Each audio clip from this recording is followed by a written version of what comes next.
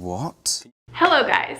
I know what you're thinking. This is not my usual content on this channel, and you would be correct. That is because I actually have an entire second channel completely dedicated to books. Books are a huge part of my life, and I don't really talk about them on this channel, but I thought today would be the perfect time to let my two worlds collide because one of my favorite YouTubers right now, Steph Bower, posted a video yesterday called Taylor Swift Songs as Book Recommendations, and that video was so good, and as I was watching it, like immediately my gears just started turning and I was like, Harry Styles. Like there were several songs that came to mind right away and several books that they match with, and I'm like, I totally need to do one of these videos for Harry Styles songs. So if you are a fan of Harry Styles and you're a fan of reading, or if you're a fan of Harry Styles that is looking to get into reading, or maybe you are a fan of Harry Styles that just exclusively reads Wattpad, which I'm not judging you, I've been there before, I think this would be a great video that you would really enjoy. So yeah, I'm excited to talk about these books with y'all. I'm gonna obviously give the Harry Styles song and the book, and I'm gonna give a brief synopsis of the book, and then I'm gonna kind of look at the lyrics and explain why I think you would love this book if you love that song. So yeah, let's just get started. Let's just start it off with a bang. Let's start off with my favorite Harry Styles song of all time, Woman. Whenever I think of this song, right away I think of The Deal by Elle Kennedy. I just think it matches this so well. This book is about a girl named Hannah and a guy named Garrett. They both attend Briar University. Garrett is the star of the hockey team there. He is the captain. He's like a super popular jock. Like everybody on campus knows who he is. Hannah is just like this super sweet girl. She's in the music department. She's going to Briar University on a full scholarship. She works a job. Like her and Garrett really couldn't be more different. And Hannah is seriously crushing on this guy named Justin. Hannah had a really traumatic thing happen to her in high school, and since then, Justin is kind of the first guy that has like given her butterflies, and they are all in the same class together. Within the class, they get a test that pretty much everybody fails except for Hannah. So Garrett is freaking out because obviously he's on the hockey team and he has to pass his classes to play. So he's trying to talk Hannah into tutoring him. She's like, no, I don't have time. And Garrett's obviously very confused. Like, why would a woman ever reject me and not do what I ask? Because I'm Garrett Graham. Who do you think you are? And they just kind of butt heads, don't get along. She's like, no, I'm not gonna do that. And then finally Garrett sees Hannah like making eyes at Justin one day, and he's like, okay girl, this is what we're gonna do. You are going to tutor me, and I am going to fake date you so that Justin notices you, you make him jealous, you seem unattainable. Like if you are dating Garrett Graham, like people are gonna know who you are. And so she ends up agreeing, and of course, like as can be expected, they pretend fake date, like she's tutoring him. Like I said, they don't really get along, but like over time, like Garrett being like the jock, the super popular guy he has like no interest in a girlfriend. His whole life is like about hockey, but like Hannah slowly starts to like sink her claws into him. And I just feel like the song of Woman is literally like Garrett's internal monologue throughout this entire book. Like it is just so perfect. I mean, even from the beginning, like should we just search on Netflix and see what we find? Like literally has to do with them. I'm selfish, I know, but I don't ever want to see you with him. Garrett completely like wants his claws sink in. Obviously they like arranged this whole deal, but now that he's starting to feel this way, he sees her like talking to Justin, like he's like, I don't want to see you with him, you know? I hope you can see the shape that I'm in while he's touching your skin. He's right where I should be, but you're making me bleed. Garrett, literally this man internally like falling apart. Like what is happening to me? Like this girl, I'm so obsessed with her. I'm empty, I know, and promises are broken like a stitch is. Again, like they made this deal, it was a promise, but now it's like he's just like, screw it, like I want to be with you sort of thing. Even down to the line like, this thing upon me house like a beast, you flower, you feast. Like Garrett is totally like a beast. He's this big like hockey player, and then like Hannah is just like this like flower, and it's just like, what is happening to me? I just think that song literally is so perfect for Garrett, and I just think it works so well. And this book was so freaking good. It might sound like a little basic, but I promise you, like it's super deep, it's super cute at times, it's super like spicy, it's super suspenseful. I literally couldn't put it down. It's a part of like an overarching series, but each book in the series, it's called the Off-Campus series. They're like standalone novels, so don't worry, you don't have to commit to a whole series if you're not in the mood for that. But yeah, The Deal by Elle Kennedy totally reminds me of Woman by Harry Styles. The next song I want to talk about is Sweet Creature. I feel like the absolute perfect book to go along with this song is People We Meet on Vacation by Emily Henry. I actually just read this book last week.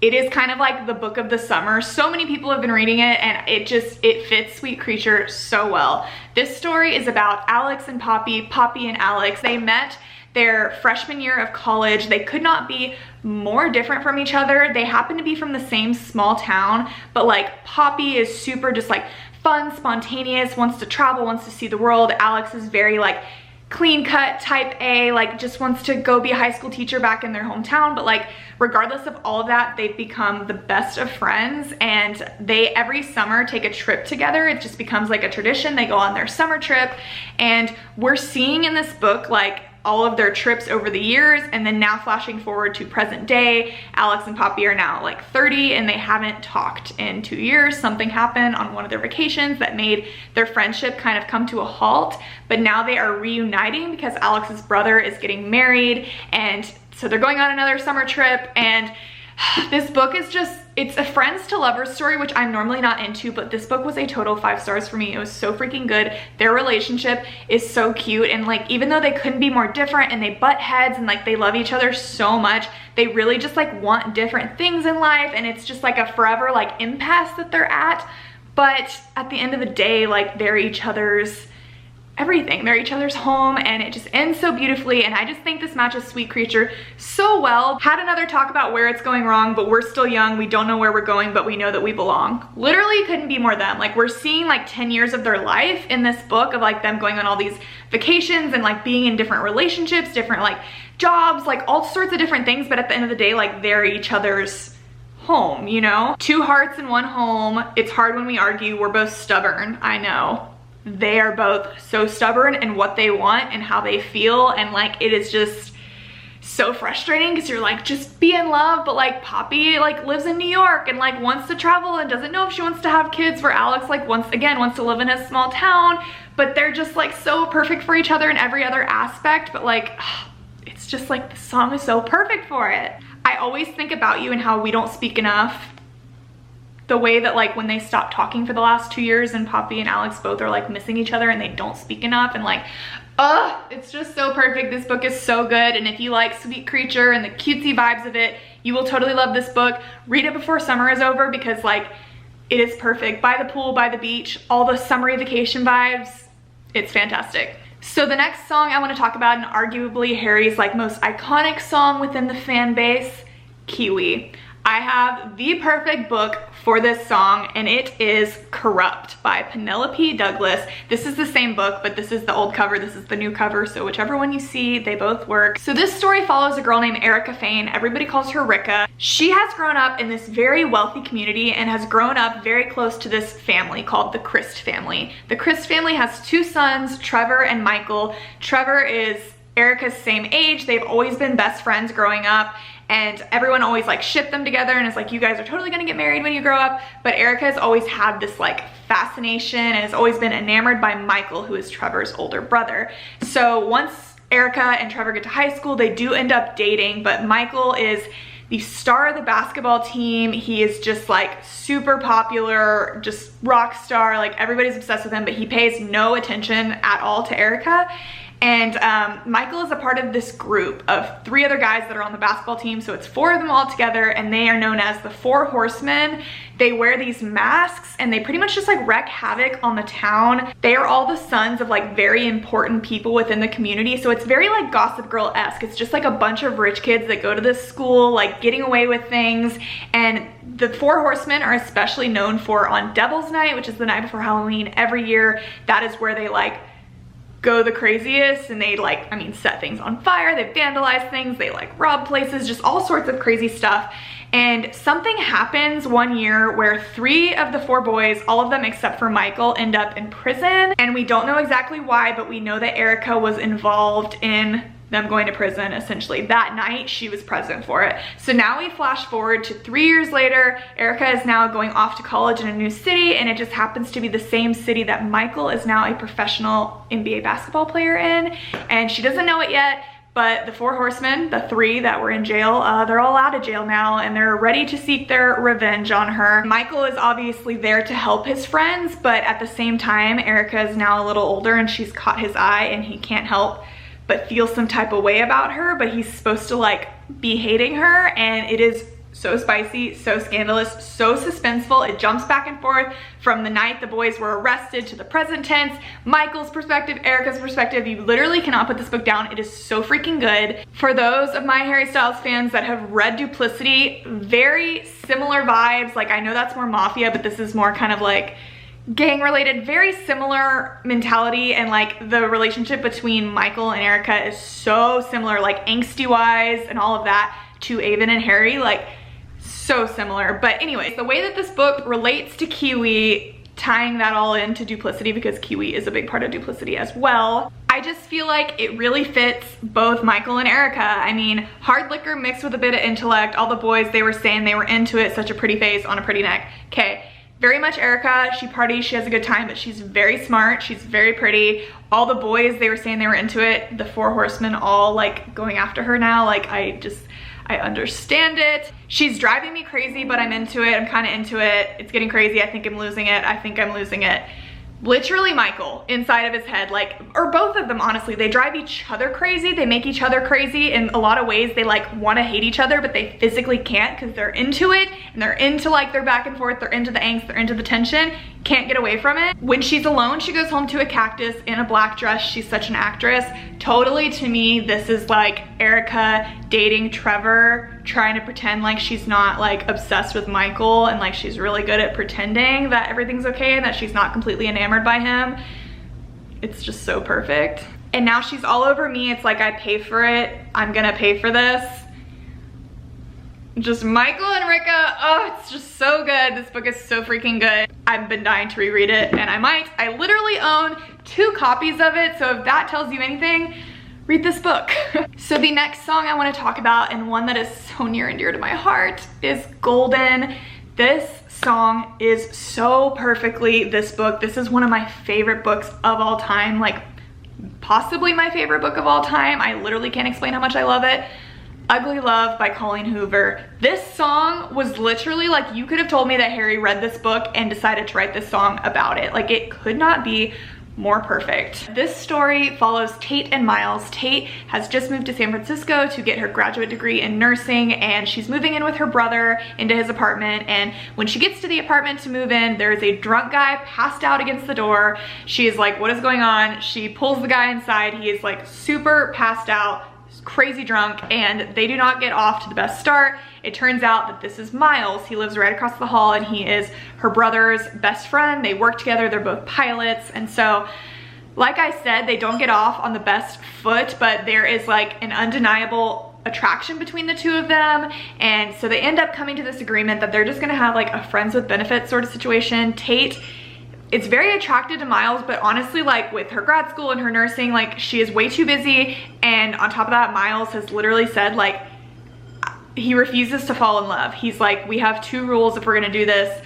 You can never ask me about my past, and you can never expect a future. And he is like hardcore about that. You can just see that Miles is like into Tate, but he's just, something has happened. He is so broken. And so we start flashing back and forth between present day Tate's perspective and then in the past Miles' perspective, when he's falling in love with his first love, his first girlfriend in high school. And you are trying to figure out like what happened to Miles to make him the way he is. Like, him and Tate obviously have like this insane chemistry, and Tate is like okay with the arrangement in the beginning, but obviously like I mean, it's a common story. Like, the longer you spend together, their feelings are gonna develop, and it's just, it's the most beautiful story. It's the most heart-wrenching story. I literally adore this book with everything in me. Miles, I would literally die for him. He's just such a sweet soul, and I love them so much. And like I said, Golden was literally made for this book. So we have literally right off the bat, I know you were way too bright for me. I'm hopeless, broken. Literally, Miles like adores Tate, but she's way too bright for him. He's broken, like he cannot be with her. He refuses to let himself be with her and be happy. And then Miles again saying, don't want to let you know, I don't want to be alone, but I can feel it take a hold. I can feel you take control of who I am and all I've ever known. Loving you is the antidote. Like, Miles has denied himself happiness for so long, but like Tate is the antidote. Like, she's the solution to this problem. Like, she is the one that is gonna make this different. And then I just feel like this is so Tate saying, I know that you're scared because hearts get broken, and I know that you're scared because I'm so open. Because I mean, that's it. Like, she can understand clearly something happened to him, something broke his heart and made him this way. And she knows that he's afraid, and he's afraid of her, especially because she's so willing to like love him and he's just not willing to accept it. And the song is so beautiful and the book is so beautiful, and them together, it's just, it's amazing. I promise you, like, the end of this book, you're just gonna like be staring at the ceiling, just pondering life for at least an hour, because that's what I did, and I just love it so much. So, Ugly Love by Colleen Hoover, go read it. And the last song that I'm gonna recommend a book for today is Lights Up. This song right away makes me think of Red, White, and Royal Blue by Casey McQuiston. This story is about the President of the United States' son and the Prince of England. They basically do not like each other. Like, over the years, they've had to see each other at lots of like diplomatic events and media appearances and stuff, and like they just do not get along at all, can't stand each other, and they end up getting into a very like public sort of fight. So now the two countries are doing damage control, and they're like, you guys need to be friends, like you need to be seen in public together, like go out, do stuff, like clear this up. We don't want the world thinking our countries hate each other. And so Alex and Henry start hanging out, and at first they obviously don't get along, they butt heads, but they slowly start to form this friendship, and then it just ends up becoming something more than that, which neither one of them really expected. And it's just such a cute story, but obviously, like, President of the United States' son and the Prince of England, it's a very scandalous, like not accepted, not going to be openly welcomed thing.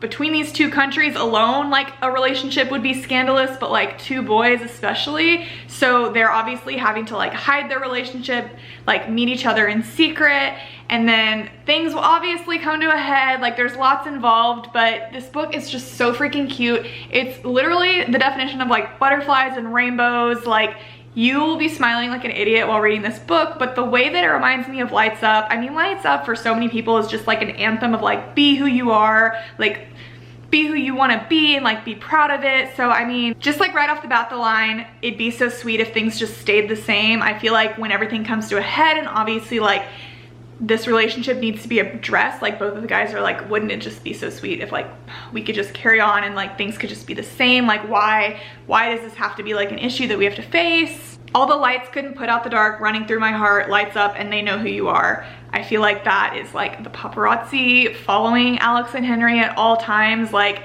all the lights, I feel like, is all the cameras flashing, if you want to be really metaphorical. And I just feel like they still like in their hearts love each other, but it's like, this is a horrible situation, and just shine, step into the light, I'm not ever going back.